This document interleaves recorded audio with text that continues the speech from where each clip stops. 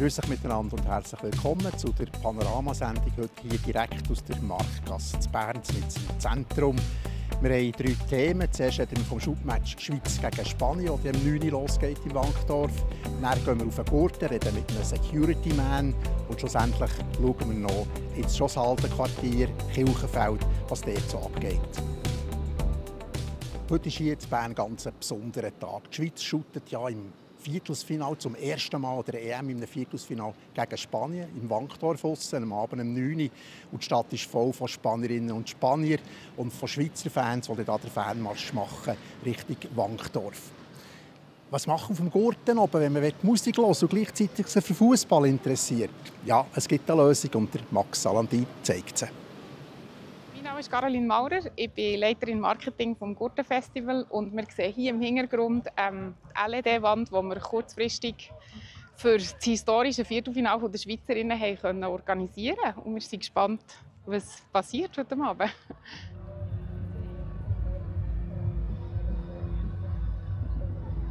Es ist eigentlich in der ganzen Nation ja eine riesige Euphorie. Und die haben wir natürlich auch gespürt. Wir haben wahnsinnig viele Anfragen bekommen, sei es über Social Media oder eben Kundendienst, wo die Leute gefragt haben, hey, wir kommen am Freitag auf, aber wir möchten das irgendwie auch sehen. Und dort waren wir aber eigentlich schon lange in der Planung. Also es ist nicht so, dass es eigentlich nur aufgrund der Anfragen ist passiert. Und als wir es dann eigentlich wie kommuniziert haben, dass wir es machen können, dass das alles geklappt hat, sehr, sehr positive Rückmeldungen gegeben. Also das freut uns so, dass das wie geschätzt wird. Genau. Wenn wir auch nicht hier auf dem Guschen wären, wären wir auch noch im Stadion schauen. Schon das 4. Match wäre das jetzt für mich heute. Genau, für mich wäre es 5 gewesen, wenn ich jetzt heute nicht oben wäre. Aber wir gehen sicher hier unten noch schauen. Ja, also ich bin einfach hierher gekommen, weil sie mich eingeladen haben in dem Sinne. Oder gesagt, komm mal mit. Aber von den Acts her, ich würde schon sagen, eher Fußballfans statt Musikfans. Ja. Oder? Definitiv. Also mehr Fußballfan als Musikfan. Ja. Musik. Schon mehr Musik, ja. Ich würde auch sagen, eher Musik, ja. Hey, die Fußball. Eher Fußballfans, aber auch wenn wir jetzt die Bilder gesucht haben, war ja unmöglich. Wir hatten schon seit Monaten ausverkauft im Voraus. Es hat noch Restspiele gegeben, das war schwierig. Ja.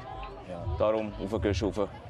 Wir probieren natürlich schon, möglichst ein Gesamterlebnis zu schaffen, wo wir jetzt mit der Forumbühne wirklich sehr gute Erfahrungen sammeln, wo Fakt, wo wir auch weiter ausbauen können. Und hier jetzt so eine LED-Wand für die Schweizerinnen-Spiel ist sicher eher die Ausnahme, sage ich mal, weil wir sind ein Musikfestival, wir leben von der Musik.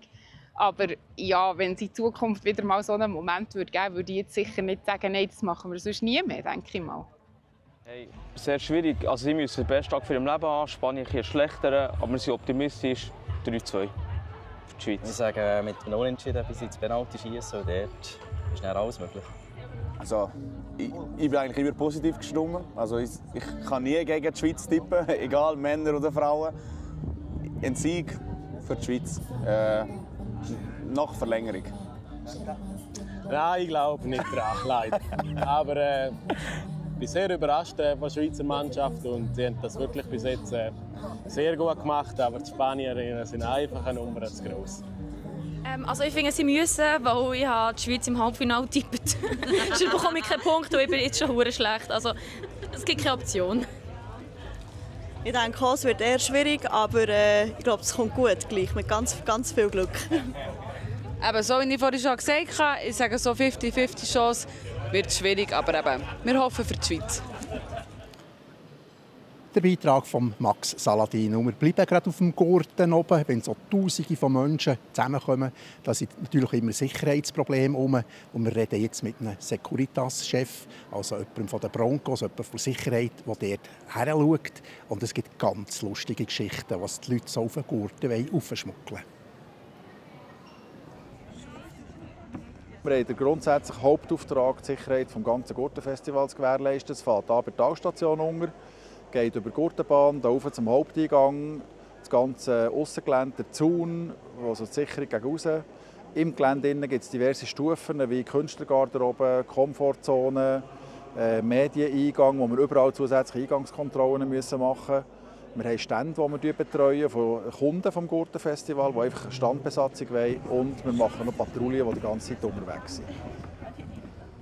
Das sind so Gegenstände, die die Leute probieren, auf das Gelände reinzubringen.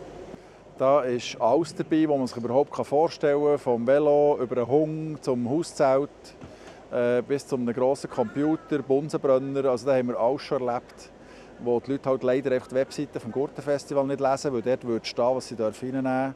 Dann müssen wir halt aber leider wegnehmen, solche Sachen. Mit was für Ausreden probieren Sie es? Da bringen sie jenste gute Idee. Das ist wirklich amüsant, was man da den ganzen Tag hört. Ich muss wegen dem Arzt, ich bin Lehrer, ich habe es wegen der Schule dabei, ich habe nicht in die Wohnung rein können, ich habe die Schlüssel verloren. Aus denen fallen lustige Geschichten ein. Gegenstände, die nicht reingenommen werden dürfen, haben wir Märkchen, die wir draufkleben, wo sie entsprechende Quittung bekommen. Und dann haben wir einen Container, wo wir das abgeben können. Das ist der Safer-Container, wo sie die Sachen hinterlegen können. Und wenn sie heimgehen, können sie es dort wieder holen. Es ist eine Neuheit, die wir im Gurtenfestival haben, dass wir gemischte Patrouillen unterwegs sind. Also nicht eine reine Bronco-Security-Patrouille, sondern es ist immer jemand dabei vom Care-Team. Das ist ein Kontext-Mensch, mit dem wir zusammen arbeiten, der die Leute betreuen, vor allem gesprächstechnisch. Und dann kann man auch wirklich unterscheiden, je nach Fall, den wir haben, braucht es eher sie, braucht es eher uns. Und da sind wir dieses Jahr das erste Mal mit gemischten Patrouillen unterwegs. Das bewährt sich sehr gut nach dem ersten Tag. Der Beitrag von der Anina Häusli. Wir haben ja hier auf der Plattform J eine Sommerserie, wo wir Bern vorstellen mit seinen verschiedensten Quartieren.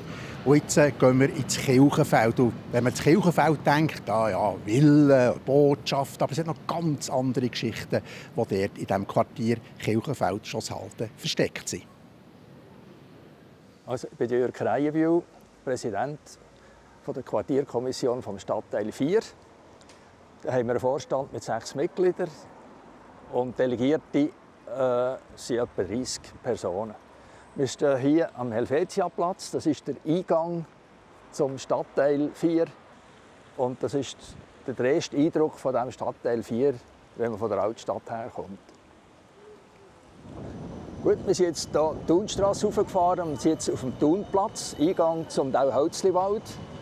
Und der Thunplatz ist seit in diesem Quartier, wo es über 20 Jahre ist, das ein Provisorium.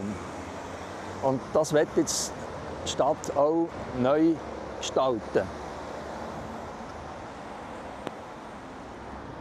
Gut, wir sind jetzt vom Thunplatz weitergefahren und sind jetzt beim Burgerziel. Das ist ein Kreisplatz.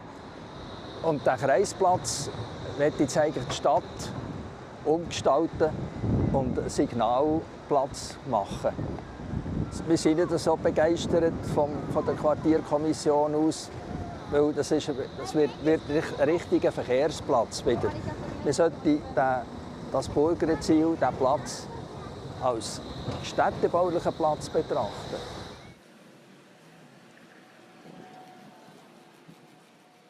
Also, wir stehen jetzt hier neben dem Sonnenhofspital und da ist die Autobahn, die das Quartier zerschneidet. Man sieht dort vorne noch die Häuser, es geht also quer durch das Quartier durch. Links und rechts hat Häuser mit Lärmschutzwänden, ist klar.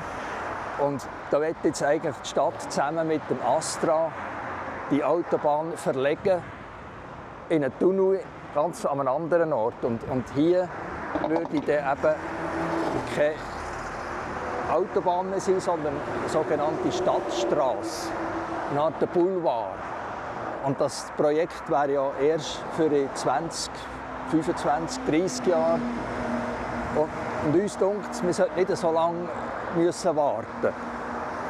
Gerade kürzlich ist in Schwammerdingen, Zürich, eine Autobahn eingehauset worden, also überdeckt und bepflanzt. Und das könnte man hier eigentlich auch machen. Wir müssen nicht 25 Jahre warten auf den sogenannten Bypass. Und auch überdecken und begrünen. Ähnlich wie hier, das ist vor 20 Jahren gemacht worden. Also auch eine Überdeckung, die jetzt so ein Park geworden ist, wo man die Autobahn gar nicht mehr hört.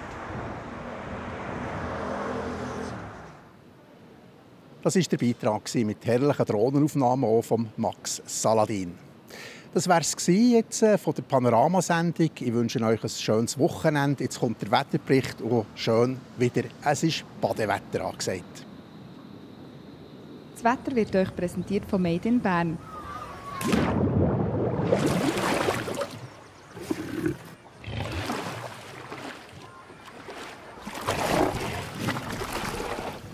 bärenstarke Sommerferien. Made in Bern. Schön schauen Sie das Wetter auf der Plattform J am Freitagabend. Wir gehen rein ins Wochenende, das sich hochsommerlich präsentiert, aber leider nicht mehr so stabil wie der heutige Tag. Mehr Feuchtigkeit erreicht uns, es ist eine labil geschichtete Atmosphäre und darum gibt es am Wochenende ab und zu Regengüsse und Gewitter. Aber heute haben wir ja einen sensationell schönen Tag gehabt, zum Ausflug machen, auch in die Höhe. Wir sehen hier nochmal auf der Webcam Schildhorn, Berg oberhalb von Mürren, wo das wunderbare Bergwetter von heute auch nochmal zeigt. Aber wie gesagt, das Hochdruckgebiet schwächt sich jetzt wieder ab. Mehr Feuchtigkeit erreicht uns hier von Südwesten her. In der Nacht ist es noch trocken, teilweise auch noch klar. Morgen am Samstagvormittag aber schon dichtere Wolken, die durchziehen. Und erste Regengüsse kann man schon am Vormittag nicht ausschliessen.